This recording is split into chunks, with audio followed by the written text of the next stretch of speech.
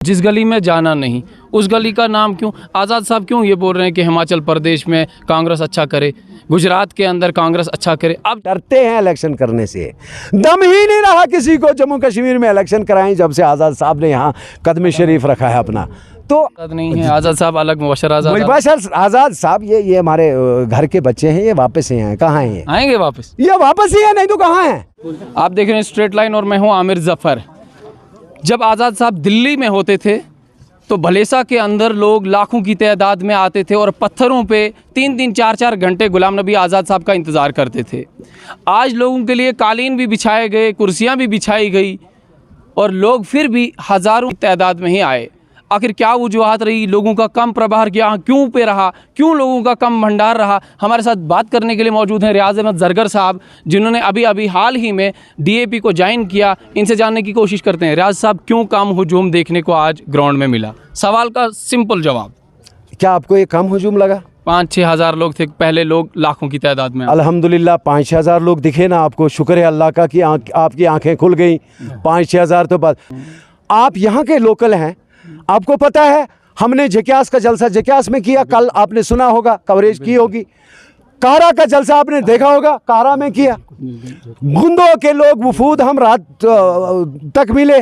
ये यहाँ चंगा ब्लॉक के एक छोटे से ब्लॉक का जलसा था। और आज आप ये भी जानते हैं कि हमारे लोग आज ऊपर ज़मींदारी के अंदर मसरूफ़ हैं और घास ढोने में, माल मवेशी ऊपर है वगैरह। उसके बावजूद ये 5-6 हज़ार 7 हज़ार लोगों का यहाँ आना, ये चीज़ इस चीज़ को दर्शाता है कि गुलाम नबी आज़ाद साहब को लोग दिल से चाहते हैं। और ये आज़ाद साहब का घर है उन लोगों के लिए। इन लोगों ने एक ऐसा तमाचा, मैं कहता हूँ हम तो लोगों को बुला भी नहीं पाए थे जहाँ यहाँ तो जगह ही नहीं मिलती। यहाँ तो तब भी जगह नहीं मिली, आपने देखा 3-4-5 हज़ार तो यहाँ चेयर्स लगी थी। उसके बाद आपने देखे लोग कितने लोग खड़े थे, आप लोग देख रहे हैं। और आप लोग 2-4 दिन या 5 दिन से मेरी गिरदोनवा में देख रहे हैं, घूम रहे हैं आप लोग। बल्कि आप लोगों के ज़रिए ही बड़ी मुश्किल से हम पैगाम पहुँचा, हम लोगों तक भी नहीं पहुँच पाए क्योंकि जल्दी में ये प्रोग्राम ऐसा था। आगे सर्दियाँ आनी है क्योंकि आज़ाद साहब ने पूरी जम्मू कश्मीर के अंदर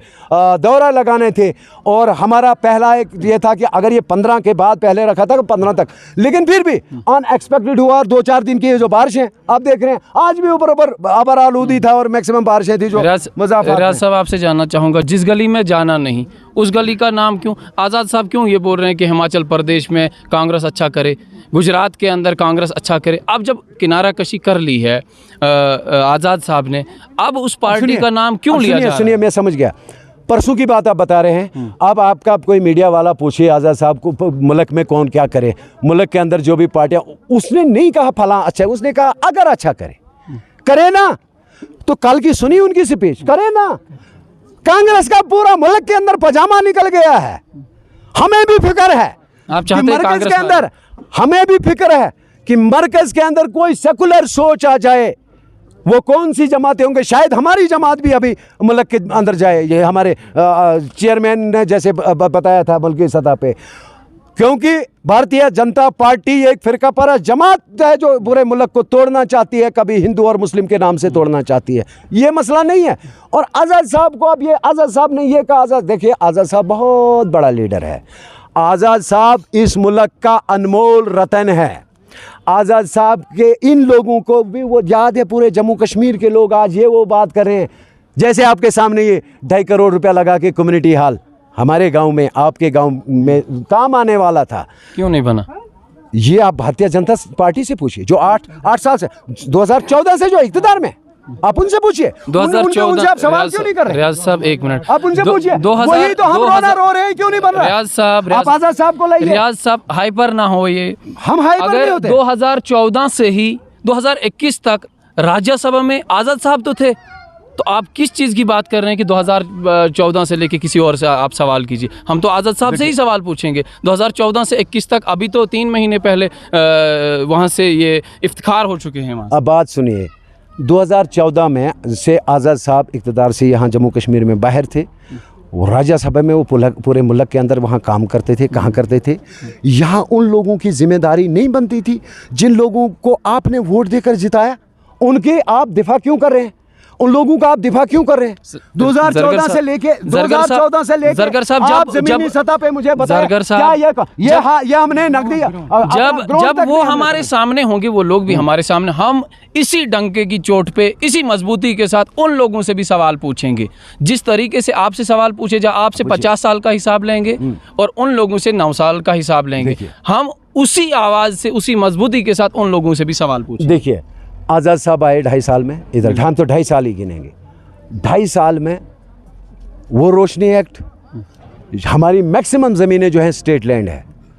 और जब ये दूसरी सरकार आई, जब लोगों को नोट से निकली, जब गिरदावरियाँ कट होने लगी, तब लोगों को पता ये मेरी स्टेट लैंड थी, ये वो थी, ये वो थी। आज़ाद साहब ने रोशनी एक्ट के ऐसा वो लाया था, उनकी मालकाना हुकूक दिलवाए थे। और ये लोग आए आपको बेदखल कर रहे हैं ज़मीनों से, और कुर्सी पे कैसे बैठ रहे हैं। अब देखिए, अब और एक मज़े की बात ये है, वोट लेने के बारी में ये कभी मंदिर की बात करेंगे, कभी फिरका परस्ती की बात करेंगे, लेकिन जब ज़मीनें कट हुई, अब तो सबों की हो गई, तो लेकिन अब हम लोगों को सुधर रहे हैं, चाहे हम मुसलमान हैं, चाहे हम हिंदू हैं, चाहे और कोई हैं, कि भाई ये नुकसान तो हम सबका हो रहा है। इन लोगों ने टरे लगा के रखा लोगों को। तो रही बात दूसरी, कांग्रेस की हम बात क्या करें, कांग्रेस है ही नहीं, कि कहाँ पे दिखती है। भले समय तो है, बीडीसी अभी इधर ही है, डीडीसी आपके साथ नहीं आया, बीडीसी भी नहीं आ रहा है। देखिए बात सुने, बीडीसी डीडीसी जो है ना, ये हमारे साथ ही, ये कहाँ बाहर है, कहाँ दिखते हैं आपको बाहर? ये वो तो बोल रहे हैं ये मोदी जी का रिचार्ज, हम इनके साथ नहीं जाएंगे। बोला होगा किसी ने, वैलिडिटी जब खत्म हो जाएगी ये खुद ब खुद सुनिए मेरी बात, उनका कायद जो है ना, उसका भाई कहाँ है?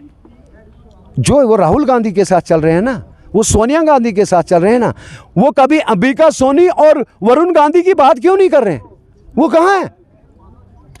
आप भी तो मुबशर आजाद, कहाँ है? आपके साथ भी तो मुबशर आजाद नहीं है। आजाद साहब अलग, मुबशर आजाद। मुबशर आजाद साहब ये हमारे घर के बच्चे हैं, ये वापस ही आए। कहाँ हैं ये? आएंगे वापस, ये वापस ही है, नहीं तो कहाँ है? कहाँ है? वो गारंटी दे रहे हैं, एक्सकर्शन वगैरह करते हैं इधर हिमाचल प्रदेश में। अभी तो उनकी ठेकेदारी करनी होगी, मैं पहले भी बता चुका हूँ आपको। आप इससे आपको कोई करीबी रवाबित भी हो सकते हैं उसके साथ, लेकिन वो कहाँ, वो घर का बच्चा है। क्या बात आप कर रहे हो? कहाँ है वो? और जाएगा भी, डेमोक्रेसी है, उससे हमें फर्क पड़ता ही नहीं है। क्या फर्क है, बताइए मुझे।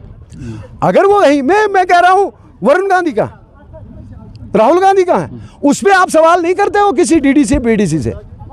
वो भी जब आएंगे मोदी से, हमें बोलते हो, वो भी जब आएंगे हम उनसे भी सवाल, हमें बोलते हो मोदी का रिचार्ज। अरे भाई, हमने नहीं बोला, अरे सब हमने नहीं बोला। इन लोगों की सांसें 2019 में बंद हुई।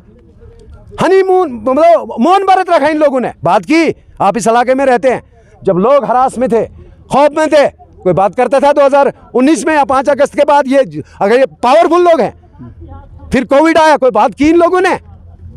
अरे बाबा, कहना आसान है, लोगों के साथ निपटना बड़ा मुश्किल होता है। रियाज साहब, आखिर में मेरे कुछ सवाल रहेंगे, बताइए। एक ही बार और एक ही पल में जवाब दे देना। मेरा ये सवाल है आपसे, भलेसा के अंदर लोग कतारों में बैंक की लाइन में खड़े रहते हैं और 3-3 घंटे बुज़ुर्गों के लिए कोई भी ऐसा वहाँ पे फैसिलिटीज़ दस्तयाब नहीं होती हैं कि वो अपना पैसा जो है वो वहाँ से वसूलें। बिजली जो है 24 घंटे में से सिर्फ 3 या 4 घंटे, 6 घंटे हम मुँह देखते हैं। टूरिज़्म यहाँ का एक्सप्लोर नहीं हुआ है। हेल्थ सेक्टर की अगर बात की जाए तो अभी भी यहाँ के गरीब लोग जो हैं वो जम्मू, चंडीगढ़ वगैरह इलाज करवाने जाते हैं। तो किस तरीके से आप इसको देखते हैं कि क्या अगर डीएपी या आपकी पॉलिटिकल पार्टी जो है एक बार फिर से इक़्तिदार में आएगी, या नहीं भी आए तो क्या इसको अपोज़ करेंगे आप, और जो मौजूदा हुकूमत है उनको ये बताएंगे कि क्या ये इन चीज़ों पे नज़रसानी करनी चाहिए? देखिए, आपने यहाँ बैंक्स की बात की, मुझे उम्मीद है, क्योंकि जिस वक्त ये सरकार थी, महबूबा मुफ्ती साहिबा आई थी, मैं हैरान हूँ। मैंने वहाँ पब्लिक दरबार के अंदर, उस वक्त उसने एक चिल्ली और यहाँ इनाड़ा और किलोत्रान के लिए अलग से एक बैंक ब्रांच जो है मंजूर की थी। मैंने वो वकालत की थी, और एक रिसीविंग स्टेशन, उसके लिए 50 लाख रुपया उसी वक्त रिलीज़ भी किया था, जिसके कुछ पोल, ये तार जो दिख रहे हैं, पोल भी लगे थे। लेकिन जब से ये सरकार आई है, मैं कह रहा हूँ 2014 के बाद हम ये देख रहे हैं, ज़मीनी सतह पे ऐलान हुआ, कुछ पैसे निकले, आज तक वो रिसीविंग स्टेशन तैयार नहीं है। आप ग्रिड स्टेशन देख लीजिए, 2, और कई बार आपके चैनल पे भी हमने बताया, इसके अलावा भी हमने बताया, हुकाम को भी हमने बताया। अब मुझे लगता है ज़मीन पे आंदोलन शुरू करना पड़ेगा। वो ग्रिड स्टेशन हमारा कब न्याज साहब हमारे यहाँ मंत्री थे तब से लेकर आज तक वो चीज़ें दो तीन टावर जो है आज तक नहीं बन रहे हैं। क्यों नहीं बन रहे, क्या रीज़न है? और कई बार मैंने इस पे, आप जानते होंगे अच्छी तरह से, प्रोटेस्ट करते रहे। मैं आपको ये आश्वासन दिलाऊंगा इंशाल्लाह हमारी जो डेमोक्रेटिक आज़ाद पार्टी बहुत जल्द इक़्तिदार में आएगी। अगर इलेक्शन इस सरकार ने किए, डरते हैं इलेक्शन करने से, दम ही नहीं रहा किसी को जम्मू कश्मीर में इलेक्शन कराएं जब से आज़ाद साहब ने यहाँ कदम शरीफ रखा है अपना। तो आप ये तो तब से बोल रहे हैं इस बार 90 पार, तो इनका नारा है भाजपा का इस बार 90 पार। अरे भाजपा को नारे के अलावा आता क्या है मुझे ये बताइए। इन्होंने नारा ये भी दिया था कि हर जवान के जेब में, हर परिवार के जेब में 15 लाख रुपए जाएगा। मतलब जुमलेबाजी मिली। फिर बाद में जब अमित शाह जी ने पूछा कि भाई ये क्या चीज़ है, कहा ये जुमला था। मोदी ने वो कहा था, दाद दिलाया, ये जुमला था। पता नहीं क्या क्या इन्होंने नोटबंदी के नाम से लोगों को लूटा, बेवकूफ़ बनाया। ऊपर से अपने लोग रखे, वो पुराने नोट, नए नोट, वहाँ अपने लोग कहीं अंदर से। वो आप पूछिए इस मुल्क के वो मंत्री को, अमित शाह जी को पूछिए, कितने लोग करोड़ों कमाए उन लोगों ने इन नोटबंदी के नाम से, और मुल्क की इकोनॉमिकल कंडीशन डाउन कर दी, इकोनॉमिकल ग्रोथ खत्म कर दी मुल्क की इन लोगों ने, इस जमात ने। क्या बात आप कर रहे हैं? तो ये तो बोलेंगे 90 सीटें, 95 पार बोलते हैं। बोले ना, क्या करेंगे? 95 कितनी सीटें लेगी? देखिए जितनी लोग देंगे, और आप जल्दी देखेंगे उसी वक्त आंकड़ा जब सामने आएगा। हम जो दिखता है ना अभी तक वही बिकता है। आप देख लीजिए क्या दिखता है, टंगडार में क्या दिखता है, बारामूला में क्या दिखता है, पुंछ रजौरी में क्या दिखता है, कठुआ में क्या दिखता है। हमने कठुआ की बार जलसे करते हैं, डाउनटाउन में दिखे नहीं आप कभी। डीएपी के कहीं जलसे डाउनटाउन में नहीं दिखे, या जम्मू के हब में, उधमपुर के हब में। बाहर कहीं ना कहीं आप जो है मुस्लिम वोट ग्रैब करने की कोशिश कर रहे हैं कि कहाँ से हम। अरे आपको भूल गया, वो जम्मू में इतनी बड़ी रैली शुरुआत हमने जम्मू बहुत दूर की थी, चुआदी में की थी। अरे बाबा, क्या आपको क्या लगता है वो 20-25 हज़ार लोग जो हैं वो क्या उधर बस स्टैंड में लगते हैं जम्मू में? कहाँ हो आप? कितना दूर किया? जगह कम पड़ जाती, जगह कम पड़ जाती है हमारे जलसों के लिए, जगह कम पड़ जाती है। गुलाम नबी आज़ाद है, ये गुलाम नबी आज़ाद है, जिस तरफ भी रुख करता है रास्ते खुद ब खुद बन जाते हैं। रियाज साहब, आपसे जानना चाहूँगा, कुछ लोगों का ये मानना है कि गुलाम नबी आज़ाद को जो है बीजेपी की तरफ से भेजा गया है ताकि वो चिनाब वैली से जो है, चिनाब रीजन से सीटें काटें और हमें कहीं ना कहीं उसका फ़ायदा हो। नहीं, मगर मुझे बताइए वो कौन से एरो गैरो लोग बोलते रहते हैं? कौन लोग बोलते हैं? बताइए मुझे कोई चेहरा जिसका कद हो गुलाम नबी आज़ाद के मुकाबले का, मैं बात करूँगा। अरे वो मेरे साथ पहले बात करें। चिनाब वैली में बात करने आए हैं, बड़े बने हैं, एरू गैरू नतू कैरू, जिसको मर्जी आई है मीडिया पे बात कर देता है। कौन आदमी है वो बोल रहा है जनाब की चिनाब रीजन पूरा आज़ाद साहब के हाथ में है और इंशाल्लाह सारी सीटें हम समेट लेंगे इंशाल्लाह। हमारे साथ ये थे रियाज अहमद ज़रगर साहब, जिन्होंने साफ तौर पे ये कहा कि जो मौजूदा सरकार है इस पे इन्होंने इल्ज़ामात लगाए कि डेवलपमेंटल वर्क्स पे अगर कहीं ना कहीं सेटबैक लग चुका है पूरे देश के अंदर, तो उसका ज़िम्मेदार जो है कहीं ना कहीं भारतीय जनता पार्टी है। आप फ़िलहाल जुड़ते रहिए। नहीं, अगर ये थीसिस कंटिन्यू हुई, अगर इनका ये भी मानना है कि अगर कहीं ना कहीं डीएपी जो है वो यहाँ जम्मू कश्मीर के अंदर इक़्तिदार में आती है तो फिर से डेवलपमेंटल वर्क्स को है वो एक फ़रोग मिलेगा और हर चीज़ जो है यहाँ पे दस्तयाब होगी। फ़िलहाल आप जुड़ते रहिए स्ट्रेट लाइन के साथ।